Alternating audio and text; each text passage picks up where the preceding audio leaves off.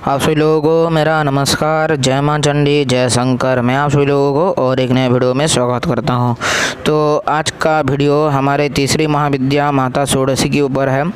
तो आज की वीडियो में मैं आप सभी लोगों को माता षोडशी को किस तरह से अपने घर में पूजा करते हैं और किस तरह से स्थापना किया जाता है मैं आप सभी को बताऊँगा। तो चलिए शुरू करते हैं।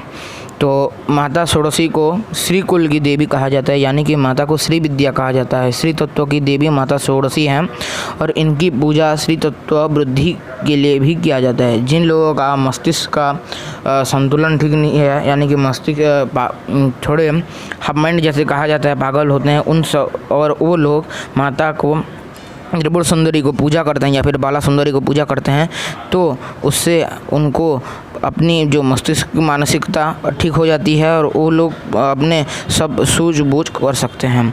तो अब जानते हैं माता का प्रिय भोग प्रिय फूल क्या क्या है।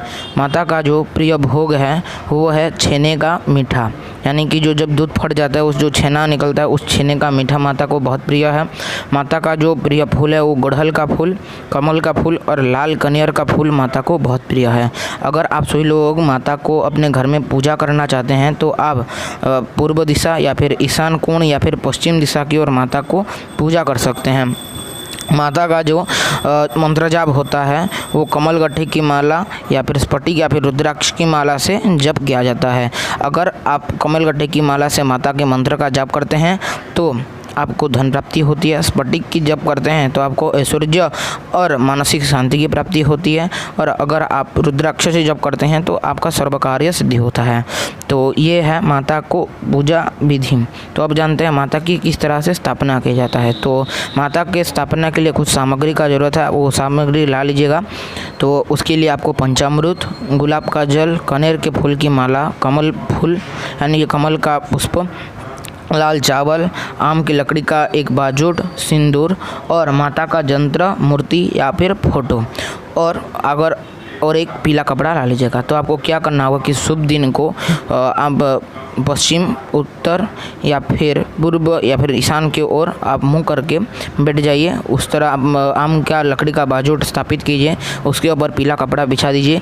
पीले कपड़े के ऊपर जो लाल चावल है, यानी कि आपको चावल में सिंदूर पका के उसको लाल कर लेना है। उस लाल चावल को त्रिकोण बना दीजिए, त्रिकोण के रूप में सजा दीजिए और उसके ऊपर एक कमल का पुष्प थो दीजिए। अगर आपके पास यंत्र है तो उस यंत्र को उस कमल के फूल के बीच में थो दीजिए और आपके पास मूर्ति है तो कमल के पुष्प के आगे मूर्ति थो के अब पूजा करेंगे। तो आपको क्या करना होगा, माता को पंचामृत और गुलाब के जल से माता को स्नान कराना होगा। तो स्नान कराने के बाद माता को आप पिंक कलर या फिर रेड कलर की, डीप रेड मत दीजिएगा, हल्का रेड कलर का कपड़ा माता को पहना सकते हैं। इसके बाद आप जिस तरह से नवरात्रि में माता की पूजा करते हैं, बहुत श्रृंगार सामग्री देके, उस श्रृंगार सामग्री देके इत्यादि से पूजा करिएगा। और एक बात, आप जो श्रृंगार सामग्री माता को चढ़ाएंगे वो आपके घर में अगर कोई 16 वर्षीय बालिका है या फिर 16 वर्ष से कम की बालिका है तो उसको दे दीजिएगा। इससे आपको क्या होता है कि आपके घर में ऐश्वर्य का वृद्धि होता है। वो ऐसा कीजिएगा। उसको दे देने के बाद माता को दूध की मिठाई या फिर छेने का भोग लगाएगा। माता को भोग लगाने के बाद एक पान का बीड़ा अवश्य दीजिएगा, क्योंकि माता को पान का बीड़ा बहुत प्रिय है और माता उससे बहुत प्रेम करते हैं। तो माता को पान का बीड़ा दीजिएगा। उसके बाद आपको माता को कपूर की आरती लगाएगा। तो कपूर की आरती किस तरह से लगाना है, 5 बाती ले लीजिएगा। 5 बाती जो घी का बाती है उस 5 बाती लीजिएगा। 5 बाती में घी थोड़ा डाल के उसको भिगो के जो जिस तरह आपके आरती में थो के उसके चारों ओर 5 कपूर की टिक्की रख दीजिए और उसको जला के माता को आरती कीजिएगा। ये माता का सबसे प्रिय आरती है। तो ऐसा करके माता को आरती दिखा के थो दीजिएगा। अगर आपके घर में अशांति बनी रहती है तो उस आरती को आप अपने घर में चारों ओर घुमा के माता को दिखा दीजिए और माता से बोलिए कि हे माता, इस आरती के साथ हमारे घर के सारे अशुभताएं चले जाएं बोल के आप जाइए और आप उसको अपने ईशान कोण में जो आपका घर के बाहर चले जाए और आपके घर के ईशान कोण के बाहर आप उसको गिरा दीजिए और चले जाइए। और प्रतिदिन आपको माता को जो भोग लगाना है वो थोड़ा भोग गाय को खिलाना है और थोड़ा भोग आप खाई दीजिएगा। इससे क्या होगा कि आपके घर में ऐश्वर्यता और आपके घर में शांति प्राप्ति होगी। तो यह है माता की स्थापना की विधि।